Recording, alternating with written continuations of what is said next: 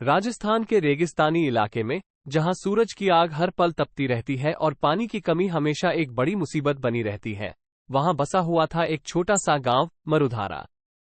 मरुधारा के लोगों का जीवन कठिनाइयों से भरा था। दिन में सूरज की तपिश से बचने के लिए उनके पास सिवाय छोटी छोटी झोपड़ियों के और कोई सहारा नहीं था, और रात में ठंडी रेगिस्तानी हवाएं उन्हें बेचैन कर देती थीं। लेकिन मरुधारा की सबसे बड़ी खासियत थी गांव के बीचों बीच स्थित एक प्राचीन सरोवर। इस सरोवर का पानी हमेशा साफ और ठंडा रहता था। ये गांव वालों के जीवन का सहारा था। सुबह उठते ही सबसे पहले यहीं से पानी भरने जाना होता था। मवेश यहीं पानी पीते थे। यहां तक कि खेती के लिए भी इसी सरोवर का पानी इस्तेमाल किया जाता था। सरोवर के किनारे पीपल और बरगद के विशाल पेड़ खड़े थे, जो अपनी घनी छाया से गांव वालों को तेज धूप से बचाते थे। शाम के समय सरोवर के किनारे बैठना और ठंडी हवा का आनंद लेना गांव वालों की आदत थी। लेकिन कुछ साल पहले अचानक से सरोवर का जल स्तर कम होने लगा। पहले तो गांव वालों को लगा कि शायद गर्मी ज्यादा होने के कारण ऐसा हो रहा है, लेकिन जैसे जैसे दिन बीतते गए, वैसे वैसे सरोवर का पानी सूखता चला गया। गांव के बुजुर्गों को ये बदलाव अच्छा नहीं लगा। खासकर गांव की सबसे बुजुर्ग महिला, दादी अन्नपूर्णा, इस बात को लेकर बहुत चिंतित थीं। उनके पास बैठने आने वाले बच्चों को वे अक्सर सरोवर से जुड़ी हुई एक प्राचीन कहानी सुनाती थीं। दादी अन्नपूर्णा की कहानी के अनुसार इस सरोवर में एक परी रहती थी, जो सरोवर की रक्षा करती थी। परी का ये रूप सिर्फ उसी को दिखाई देता था जो सच्चे दिल का हो और प्रकृति का सम्मान करता हो।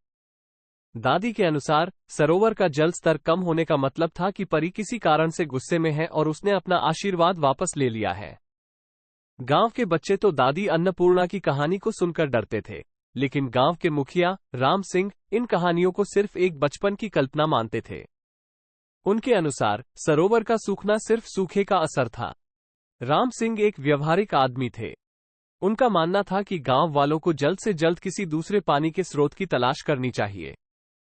उन्होंने आसपास के गांवों में भी पानी की तलाश करवाई, लेकिन उन्हें निराशा ही हाथ लगी। एक दिन गांव का सबसे होनहार लड़का वीर सरोवर के किनारे बैठा हुआ था। वो सरोवर के कम होते जल स्तर को देखकर बहुत परेशान था। वीर को बचपन से ही दादी अन्नपूर्णा की कहानियां याद थीं। उसे लगता था कि शायद दादी की बातों में कुछ सच्चाई हो सकती है। वीर सरोवर के किनारे बैठा हुआ सोच ही रहा था कि अचानक उसे सरोवर के बीच में एक चमकती हुई रोशनी दिखाई दी। वह चौंक कर खड़ा हो गया। रोशनी धीरे धीरे पास आने लगी और उसने देखा कि यह एक खूबसूरत परी थी। परी के सफेद बाल चांदी की तरह चमक रहे थे और उसकी नीली आंखों में गुस्सा साफ झलक रहा था। परी ने वीर को डांटते हुए कहा, बच्चे, तुम मनुष्यों ने मेरा सम्मान नहीं किया।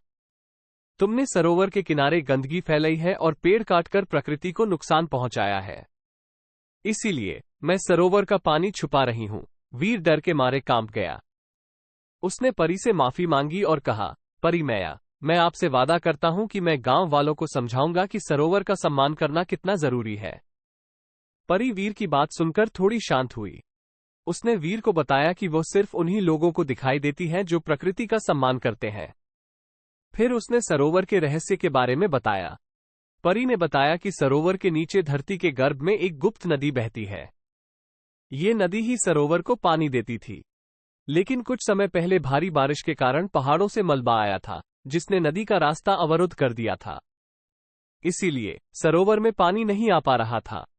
परी ने वीर को बताया कि अगर वो चट्टानों को हटाकर नदी का रास्ता साफ कर दे, तो वो सरोवर का पानी वापस ला सकती है। वीर ने परी को वादा किया कि वह ऐसा ही करेगा। अगले दिन वीर गांव वालों के पास गया और उन्हें सरोवर के रहस्य और परी के गुस्से के बारे में बताया। पहले तो गांव वाले उसकी बात नहीं माने, खासकर मुखिया राम सिंह। उन्हें ये बचपन की कहानियां लगती थीं। लेकिन वीर ने हार नहीं मानी। उसने गांव वालों को बताया कि उसे सरोवर की परी वाकई में दिखाई दी थी। ये सुनकर गांव वाले चौंक गए। कुछ बुजुर्गों ने दादी अन्नपूर्णा की कहानियों को याद किया। वीर ने कहा, परी मैया गुस्से में है, लेकिन उन्होंने मुझे सरोवर का रहस्य बताया है। अगर हम मिलकर नदी का रास्ता साफ कर दें, तो परी सरोवर का पानी वापस ला सकती हैं। गांव वालों में से कुछ लोग अब भी शंका में थे, लेकिन ज्यादातर लोग वीर की बातों से सहमत हो गए। खासकर तब जब वीर ने उन्हें बताया कि परी ने उन्हें सरोवर की रक्षा करने का वादा भी दिलाया है। गांव वालों ने मिलकर एक सभा की। मुखिया राम सिंह को भी गांव वालों की एकजुटता देखकर समझ आ गया कि उन्हें वीर की बातों पर ध्यान देना चाहिए। उन्होंने सभा में कहा, चाहे परी सच हो या कहानी, हमें तो सरोवर का पानी वापस लाना ही है। अगर वीर कहता है कि नदी का रास्ता साफ करने से ये संभव है, तो हमें कोशिश करनी चाहिए। गांव वालों ने मिलकर सरोवर की सफाई करने का अभियान चलाया। उन्होंने आसपास के पेड़ों को भी बचाने का वादा किया। वीर और कुछ मजबूत युवकों ने सरोवर के किनारे खुदाई शुरू कर दी। कुछ दिनों की कड़ी मेहनत के बाद उन्हें सरोवर के नीचे की चट्टानें मिल गईं। ये बड़ी बड़ी चट्टानें थीं, जिन्हें हटाना आसान नहीं था। लेकिन गांव वाले हार मानने को तैयार नहीं थे। उन्होंने लोहार से हथौड़े और छेनी बनवाए। सुबह से शाम तक वे चट्टानों को तोड़ने में लगे रहते थे। ये बहुत मुश्किल काम था, लेकिन गांव वाले एकजुट होकर काम कर रहे थे। कुछ दिनों बाद उनके सामने एक और समस्या आई। बारिश का मौसम शुरू हो गया था। लगातार बारिश होने से खुदाई का काम रुक गया। गांव वाले परेशान थे, लेकिन दादी अन्नपूर्णा ने उनका हौसला बढ़ाया। उन्होंने कहा, देखो, बारिश होना भी एक शुभ संकेत है। हो सकता है कि यह बारिश उसी गुप्त नदी को और ज्यादा भर दे, जिससे चट्टानों को हटाना आसान हो जाएगा। दादी अन्नपूर्णा की बातों ने गांव वालों का हौसला बढ़ा दिया।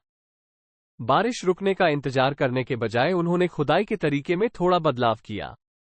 उन्होंने मिट्टी को ढोने के लिए टोकरियां बनाई और बारिश के पानी को सरोवर के बाहर निकालना शुरू कर दिया।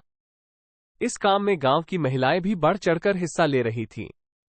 धीरे धीरे खुदाई का काम फिर से शुरू हो गया। बारिश के पानी ने जमीन को नरम कर दिया था, जिससे चट्टानों को तोड़ना थोड़ा आसान हो गया। हफ्तों की कड़ी मेहनत के बाद आखिरकार एक दिन उन्हें सफलता मिली। एक जोरदार धमाके के साथ एक चट्टान टूट गई। उस चट्टान के टूटने के साथ ही सरोवर के नीचे से पानी का तेज बहाव सुनाई देने लगा।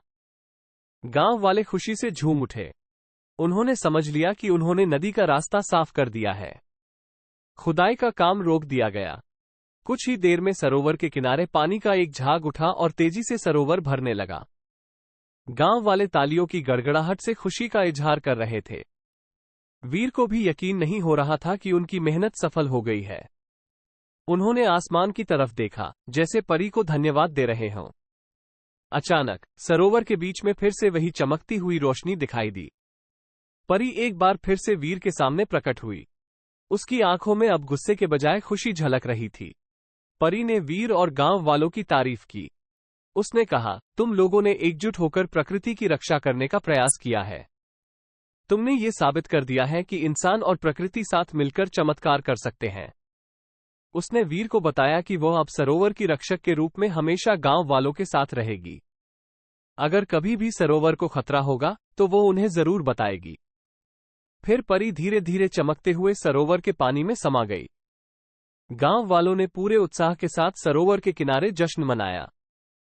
उन्होंने वीर को अपने गांव का नायक घोषित किया। उस दिन के बाद से सरोवर का पानी कभी कम नहीं हुआ। गांव वाले भी प्रकृति का सम्मान करने लगे। उन्होंने पेड़ लगाने का अभियान चलाया और सरोवर के किनारे गंदगी फैलाने से भी परहेज करने लगे। मरुधारा का गांव, जो कभी सूखे से त्रस्त था, अब हरियाली और खुशहाली से भर गया था। ये सब वीर की हिम्मत, गांव वालों की एकजुटता और परी के आशीर्वाद का ही नतीजा था। उनकी कहानी आसपास के गांवों में भी फैल गई और दूसरे गांव वाले भी प्रकृति की रक्षा करने के लिए प्रेरित हुए।